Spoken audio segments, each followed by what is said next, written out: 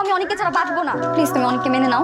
অনেককে জামাই হিসাবে মেনে নিয়ে আমরা সবাই মিলে ধর্মান্তরিত হবো। তো ধর্মান্তরিত কেন হইতে হবে? বিয়ের পর আমরা যে যার ধর্ম পালন করবো। বিয়ের পর তোদের যে সন্তান হবে সে কোন ধর্ম পালন করবে তুই ওকে ভুলে যা। তুমি মেনে না নিলে আমার কিছুই করার নাই আব্বু। মা মা মা মা শোন মা, তুই হচ্ছিস আমার একমাত্র সন্তান। তুই চলে গেলে আমি কাকে নিয়ে বাঁচবো বল? তুমি তো আমাকে চাও না আব্বু। তুমি যদি আমাকে চাইতা তাহলে তোমাকে মেরে ফেলতে চাইতা না। আমি তোকে মেরে ফেলতে চাইছি? তোর মা মারা যাওয়ার পর তো তুই কষ্ট পাবি বলে আমি দ্বিতীয়বার বিয়ে করিনি। তোর সামান্য একটু গা গরম বলে আমি পাগল হয়ে গেছি।